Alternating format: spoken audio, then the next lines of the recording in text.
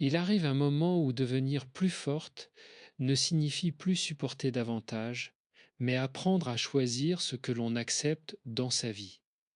Certaines personnes nous épuisent, diminuent notre confiance ou nous éloignent doucement de nous-mêmes.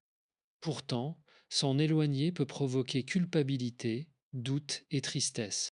Dans ce discours, nous allons reconnaître 5 profils toxiques qu'une femme forte doit apprendre à identifier et à tenir à distance, non par vengeance ni par mépris, mais par respect pour son équilibre intérieur. Car protéger sa paix n'est pas être égoïste, c'est comprendre que notre énergie, notre temps et notre sérénité sont précieux. Il existe des personnes qui ne vous frappent jamais, ne vous insultent peut-être même pas ouvertement, mais qui parviennent pourtant à vous faire douter de votre valeur. Elles utilisent des remarques répétées, des comparaisons, des critiques déguisées en conseils ou des plaisanteries qui finissent toujours par vous laisser un goût amer. Au début, vous pouvez minimiser leurs paroles. Vous vous dites qu'elles plaisantent, qu'elles sont simplement honnêtes, qu'elles veulent votre bien ou que vous êtes peut-être trop sensible, mais lorsque les mêmes comportements se répètent, quelque chose commence à changer en vous. Vous réfléchissez davantage avant de parler. Vous avez peur de vous tromper. Vous cherchez constamment leur approbation et vous commencez à regarder vos propres qualités avec méfiance. Une femme forte n'est pas une femme qui ne doute jamais. C'est une femme qui apprend à reconnaître ce qui nourrit ses doutes inutilement. Il y a une différence entre une personne qui vous donne un conseil sincère pour vous aider à grandir et une personne qui semble avoir besoin de vous voir plus petite pour se sentir plus grande. La première peut vous dire une vérité difficile tout en respectant votre dignité. La seconde vous fait régulièrement sentir insuffisante, incapable ou inférieure. Observez surtout ce que vous ressentez après avoir passé du temps avec cette personne. Vous sentez-vous libre d'être vous-même ou surveillez-vous chacun de vos mots?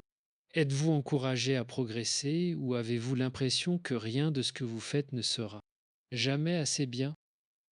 Lorsque vous partagez une réussite, cette personne cherche-t-elle sincèrement à se réjouir pour vous ou trouve-t-elle immédiatement une manière de diminuer votre accomplissement?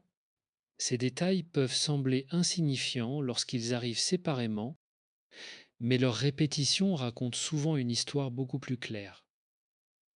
Le problème le plus profond n'est pas seulement ce que cette personne dit, c'est ce que vous finissez par croire à force de l'entendre.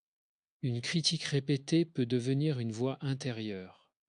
Un jugement extérieur peut devenir votre propre jugement. Et un jour, vous pouvez commencer à vous empêcher d'essayer. Non parce que vous êtes incapable, mais parce que vous avez appris à anticiper de l'échec avant, même d'avoir commencé. C'est précisément à ce moment-là qu'il devient nécessaire de reprendre votre pouvoir. Vous n'avez pas besoin de convaincre cette personne de votre valeur. Vous n'avez pas besoin de gagner chaque discussion. Vous n'avez pas besoin de répondre à chaque remarque. Parfois, la réponse la plus forte consiste simplement à poser une limite claire et à réduire progressivement l'espace que cette personne occupe dans votre vie. S'éloigner ne signifie pas toujours couper brutalement les liens. Cela peut commencer par partager moins de choses personnelles, rechercher moins son approbation, ne plus justifier chacune de vos décisions et apprendre à dire calmement ⁇ Je ne suis pas d'accord avec ta façon de me parler. Une limite saine n'est pas une punition, c'est une protection. Et, surtout, rappelez-vous ceci, vous n'avez pas besoin d'être parfaite pour mériter le respect. Vous avez le droit d'apprendre, de changer, de vous tromper, de recommencer et de construire une vie qui vous ressemble.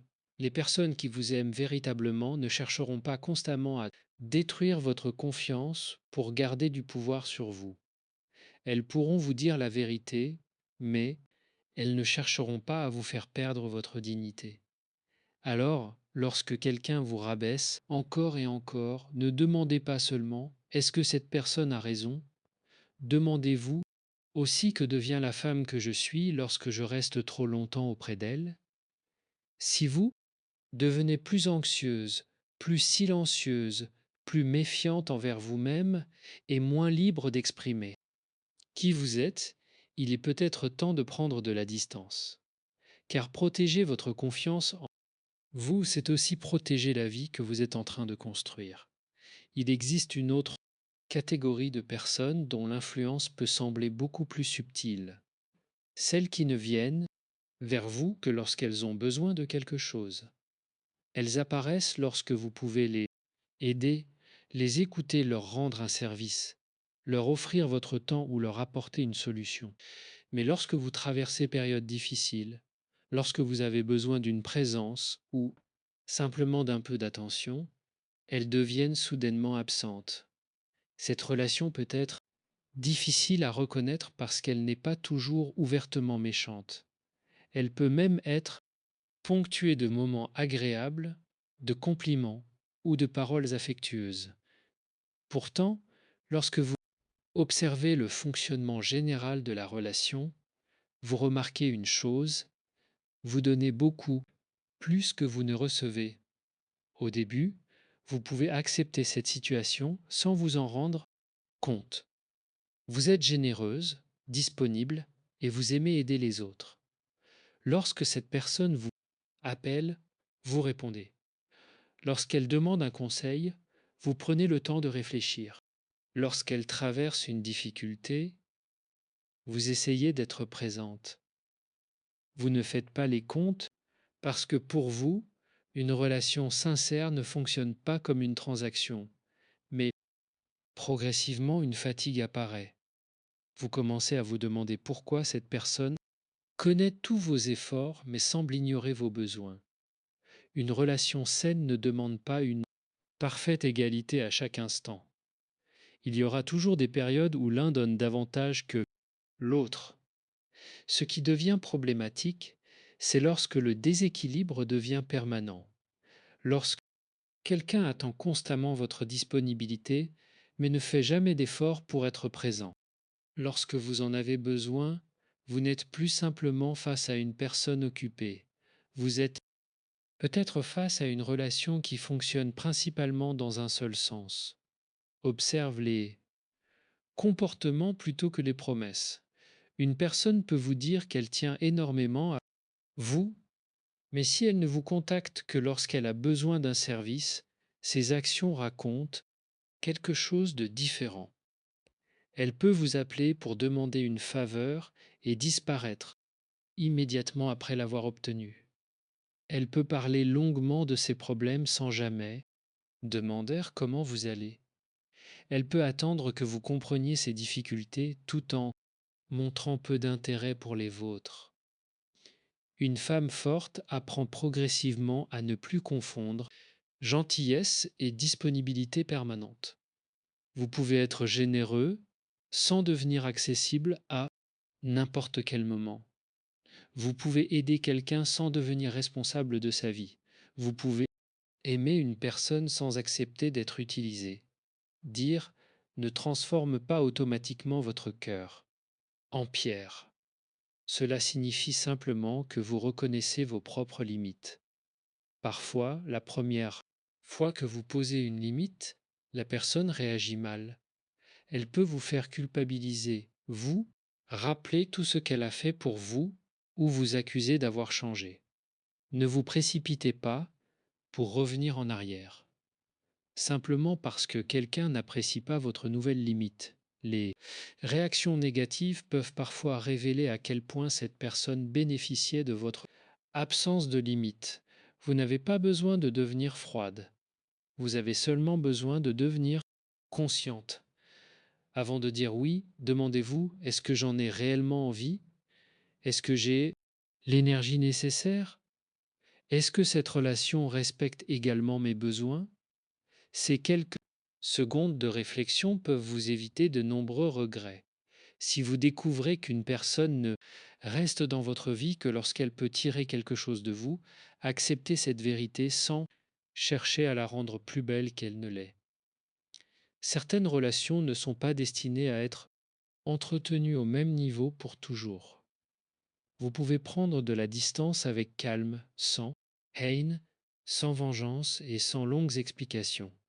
Votre temps est précieux, votre énergie est limitée et votre présence mérite d'être appréciée, pas simplement utilisée. Or, choisissez de donner votre cœur à ceux qui savent aussi être présents lorsque vous n'avez rien à leur offrir. Il existe une autre personne toxique que vous devez apprendre à reconnaître, celle qui transforme secrètement vos réussites en compétition. Avec elle, il devient difficile de partager une bonne nouvelle, simplement pour le plaisir de la partager. Vous annoncez une promotion. Elle vous explique immédiatement pourquoi son propre parcours est meilleur. Vous parlez d'un projet qui vous rend heureuse. Elle trouve quelque chose à critiquer. Vous racontez une rencontre positive. Elle vous rappelle qu'elle connaît quelqu'un qui a fait beaucoup mieux. Peu à peu, vous comprenez que votre bonheur semble réveiller chez cette personne un besoin de comparaison permanent. La jalousie n'est pas toujours spectaculaire. Elle peut prendre la forme d'un silence étrange, compliment accompagné d'une remarque blessante ou d'une question qui semble innocente mais qui cherche à diminuer votre satisfaction. Tu as eu de la chance, ce n'est pas si difficile. Moi aussi, je pourrais le faire. Ou encore, tu as changé depuis que ça marche pour toi.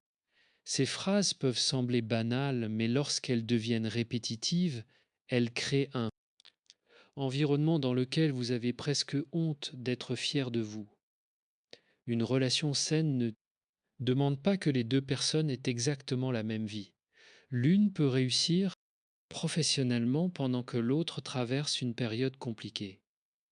L'une peut rencontrer l'amour pendant que l'autre cherche encore son équilibre.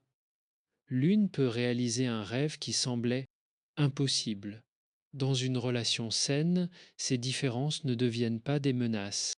On peut être heureux pour quelqu'un même lorsque notre propre vie n'est pas parfaite. La personne jalouse, en revanche, peut avoir du mal à supporter votre évolution parce qu'elle interprète votre réussite comme une diminution de sa propre valeur. Votre lumière ne lui semble pas être une lumière supplémentaire dans le monde, mais une lumière qui lui rappelle ce qu'elle pense ne pas avoir. Et vous ne pouvez pas guérir cette comparaison à sa place. C'est pourquoi une femme forte doit apprendre à ne pas réduire ses réussites pour protéger l'ego des autres. Vous n'avez pas besoin de parler moins de vos rêves pour que quelqu'un se sente mieux. Vous n'avez pas besoin de cacher votre bonheur afin de ne pas provoquer la jalousie d'une autre. Personne. Et surtout, vous ne devez pas vous excuser d'évoluer. Cependant, il est important de faire preuve de discernement. Tout le monde peut ressentir de la jalousie à certains moments. Nous sommes humains. Une personne peut traverser une période d'insécurité et avoir momentanément du mal à se réjouir. Pour vous, ce qui compte, c'est sa capacité à reconnaître son comportement, à respecter votre bonheur et à travailler sur elle-même. La toxicité apparaît lorsque la comparaison devient une habitude et que votre réussite déclenche régulièrement des tentatives pour vous rabaisser. Regardez aussi ce qui se passe lorsque vous échouez. Une personne véritablement attachée à vous ne se réjouira pas secrètement de votre chute simplement, parce qu'elle se sentait menacée par votre réussite.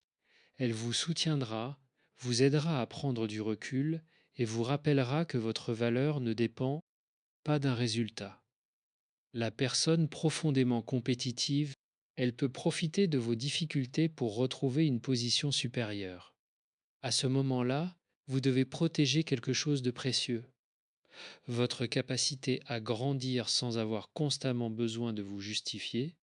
Certaines personnes ne seront jamais capables d'applaudir sincèrement votre évolution et vous n'avez pas à passer votre vie à chercher leur validation. Vous pouvez rester humble sans vous diminuer. Vous pouvez être fière sans être arrogante. Vous pouvez célébrer vos progrès tout en respectant ceux qui avancent à leur propre rythme. Alors, si quelqu'un transforme constamment votre bonheur en compétition, prenez de la distance émotionnelle, ne cherchez pas à gagner, ne cherchez pas à prouver que vous êtes meilleur. Continuez simplement à avancer, car la véritable victoire n'est pas de dépasser celui qui vous envie, mais de devenir une femme suffisamment sûre d'elle pour ne plus avoir besoin de diminuer sa lumière afin que quelqu'un d'autre puisse supporter de la regarder. Il existe une autre personne dont la présence peut profondément perturber votre équilibre. La personne manipulatrice, celle qui apprend progressivement à utiliser vos émotions contre vous. Elle ne vous impose pas toujours directement sa volonté. Au contraire, elle peut agir avec subtilité en vous faisant culpabiliser, en déformant les situations, en jouant sur votre peur de perdre la relation ou en vous donnant l'impression que vous êtes responsable de son bonheur. Avec ce type de personne, vous pouvez finir par vous excuser alors que vous n'avez rien fait de mal, simplement parce que vous voulez grognement retrouver un peu de paix. La manipulation commence souvent par de petites choses. Une remarque qui vous fait douter de votre mémoire, une culpabilisation lorsque vous dites non, un silence prolongé destiné à vous faire céder, une affection donnée puis retirée selon votre comportement. Peu à peu, vous apprenez à anticiper ces réactions. Vous choisissez vos mots avec prudence. Vous évitez certains sujets. Vous acceptez des choses que vous n'accepteriez normalement pas, simplement pour éviter un conflit. Et sans même vous en rendre compte, vous commencez à vivre selon les émotions de quelqu'un d'autre. Une relation saine permet de parler librement, même lorsque les opinions sont différentes. Une personne peut être déçue par votre décision sans chercher à vous punir émotionnellement. Elle peut exprimer sa colère sans vous menacer de partir à chaque désaccord. Elle peut demander quelque chose sans vous faire croire que votre refus prouve que vous ne l'aimez pas. La manipulation, elle transforme souvent l'affection en moyen de contrôle. La personne manipulatrice peut également utiliser vos qualités contre vous. Si vous êtes empathique, elle vous fera porter ses problèmes. Si vous êtes généreuse, elle attendra toujours davantage. Si vous avez peur de blesser les autres, elle exploitera cette peur. Si vous cherchez à maintenir la paix, elle comprendra que vous êtes prête à céder pour éviter une confrontation. Ce n'est pas votre gentillesse qui est mauvaise, c'est l'utilisation de cette gentillesse par quelqu'un qui ne respecte pas vos limites. C'est pourquoi apprendre à dire non devient une forme de protection intérieure. Vous n'avez pas besoin de fournir une longue explication chaque fois que vous refusez quelque chose. Non, je ne peux pas. Ce comportement ne me convient pas. J'ai besoin de temps pour réfléchir. Ces phrases simples peuvent sembler difficiles lorsque vous avez été habitué à satisfaire les attentes des autres, mais elles vous permettent de reprendre progressivement votre liberté. Il faut également apprendre à faire confiance aux faits plutôt qu'aux discours. Une personne manipulatrice peut être extrêmement convaincante. Elle peut retourner une situation, trouver une justification à chaque comportement et vous faire croire que le problème vient uniquement de vous. Lorsque vous êtes confuse, revenez aux événements concrets. Qu'est-ce qui s'est réellement passé? Quelles limites avez-vous exprimées? Comment cette personne a-t-elle réagi? Est-ce que le même scénario se répète? Vous n'avez pas besoin de diagnostiquer quelqu'un ou de lui attribuer une étiquette pour reconnaître qu'un comportement vous fait du mal. Votre malaise mérite d'être entendu. Une relation ne devrait pas vous obliger à abandonner constamment vos besoins pour maintenir la paix. L'amour, l'amitié ou la proximité ne donnent à personne le droit de contrôler vos décisions, vos émotions ou votre liberté, et lorsque vous commencez à poser des limites, préparez-vous à observer les réactions. Une personne qui vous respecte peut être surprise, mais elle finira par entendre votre position. Une personne habituée à vous contrôler peut intensifier la pression, Vous culpabilisez ou essayez de vous faire revenir à votre ancienne façon de fonctionner. C'est précisément à ce moment que vous devez rester calme et cohérente. Vous, ce n'êtes pas responsable de la réaction d'une autre personne à votre limite. Vous êtes responsable de la manière dont vous protégez votre dignité. Vous pouvez être compréhensive sans être manipulable, aimante sans être contrôlée et généreuse, sans abandonner vos propres besoins. Lorsque vous comprenez cela, vous découvrez une forme de liberté profondément apaisante, celle de ne plus laisser la culpabilité décider à votre place et de choisir enfin des relations dans lesquelles votre cœur peut rester ouvert sans que votre liberté soit sacrifiée. Existe une autre présence dont l'influence peut sembler moins agressive, mais qui peut progressivement épuiser votre énergie. La personne constamment pessimiste, celle qui trouve toujours une raison de croire que rien ne fonctionnera, que les autres sont mauvais, que les projets sont inutiles et que les rêves sont irréalistes. Au début, vous pouvez avoir de l'empathie pour elle.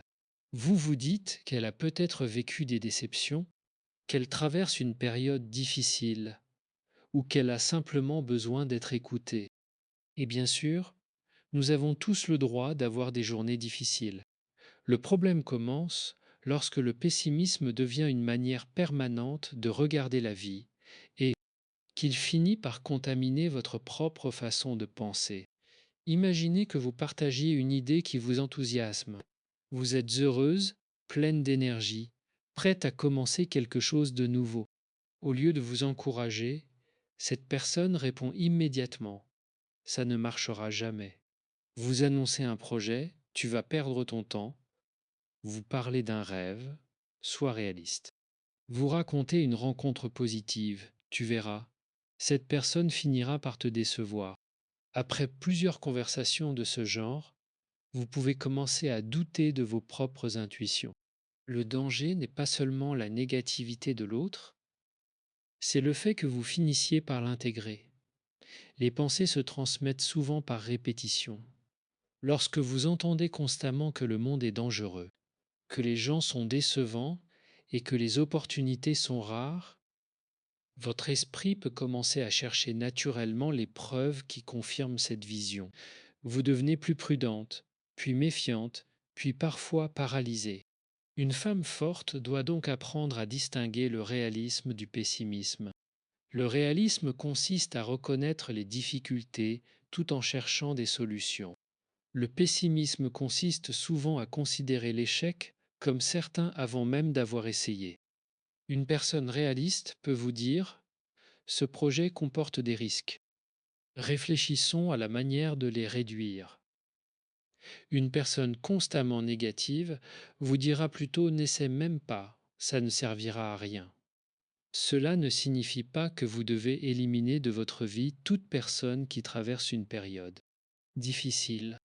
Nous avons tous besoin parfois de pouvoir parler de nos inquiétudes sans recevoir immédiatement des conseils ou des encouragements artificiels.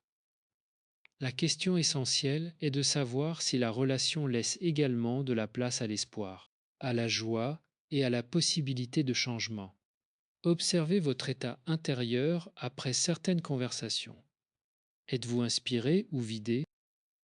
Avez-vous envie d'agir ou envie d'abandonner? Vous sentez-vous libre de rêver ou commencez-vous immédiatement à chercher toutes les raisons pour? Lesquels votre rêve est impossible? Votre environnement émotionnel influence votre manière de vous percevoir, alors choisissez-le avec attention. Vous pouvez également apprendre à interrompre doucement les conversations qui deviennent trop négatives. Vous pouvez dire: je comprends ton inquiétude, mais j'ai envie de chercher une solution. Ou simplement changer de sujet lorsque vous sentez que la conversation vous entraîne dans une spirale de pessimisme. Vous n'avez pas besoin de convaincre cette personne de voir la vie comme vous. Vous devez simplement éviter de laisser sa vision devenir votre prison. Votre avenir mérite de rester ouvert. Vous avez le droit de croire qu'une nouvelle étape est possible, même si elle comporte des risques.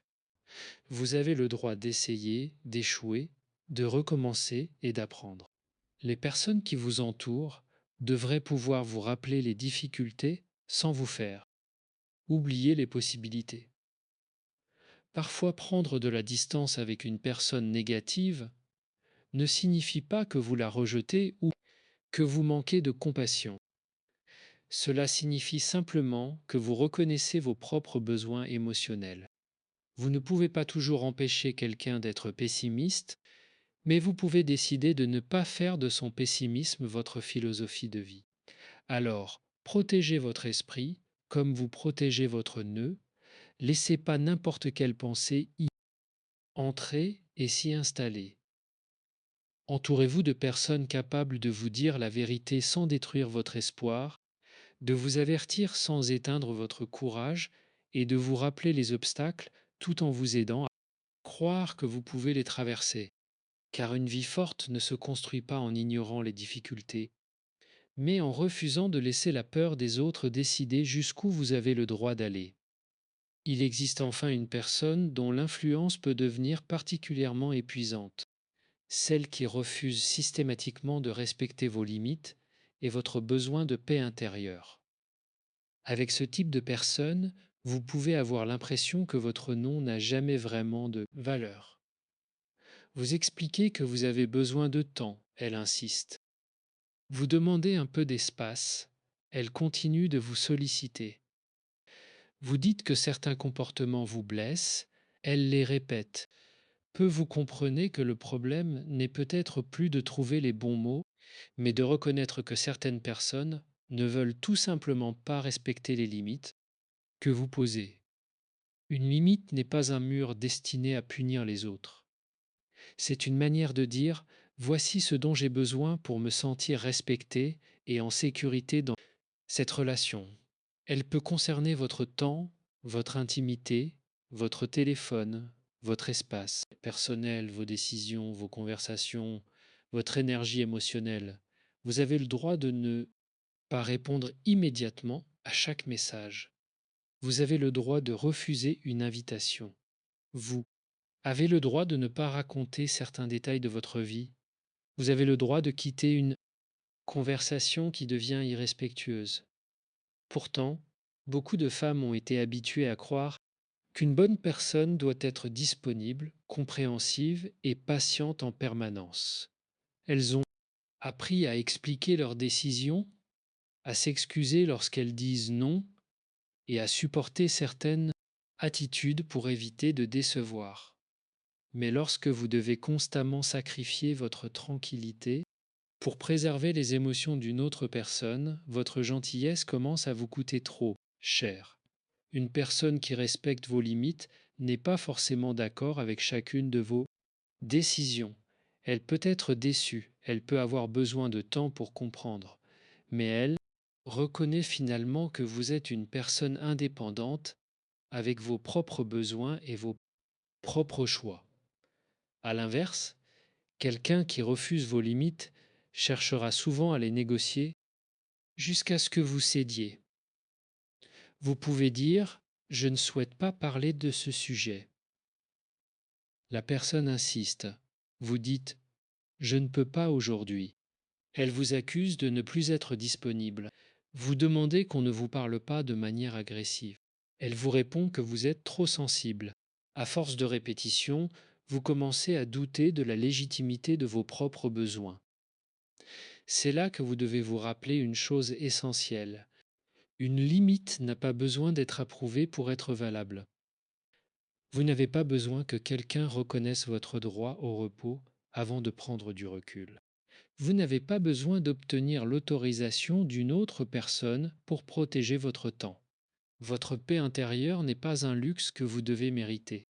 Bien sûr, poser des limites demande du courage, surtout lorsque vous avez peur de perdre une relation.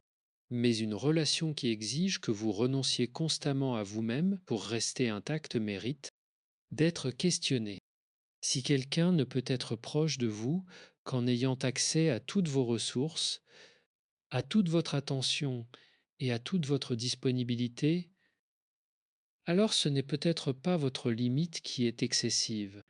Commencez simplement, dites moins, expliquez moins et observez davantage. Vous n'avez pas besoin de défendre votre décision pendant 20 minutes. Un non calme peut suffire. Un je préfère ne pas en parler peut suffire. Je te répondrai lorsque je serai disponible peut suffire. Plus vous êtes cohérente avec vos limites, plus vous apprenez à votre entourage comment vous souhaitez être traité. Certaines personnes partiront peut-être lorsque vous cesserez d'être constamment disponible. Cela peut faire mal, mais leur départ peut aussi révéler quelque chose d'important. Certaines relations reposaient davantage sur votre capacité à vous sacrifier que sur un véritable respect mutuel. Une femme forte n'est donc pas celle qui accepte tout sans se plaindre. C'est celle qui comprend que sa paix mérite d'être protégée. Elle sait que fermer une porte peut parfois être nécessaire pour préserver une maison intérieure, dans laquelle elle peut enfin respirer. Elle ne cherche pas à contrôler les autres. Elle apprend simplement à contrôler l'accès qu'ils ont à son temps, à son énergie et à son cœur. Car lorsque vous commencez à respecter profondément vos propres limites, vous cessez progressivement de demander aux autres la permission de vivre une vie qui respecte. Enfin, votre paix intérieure. Mmh.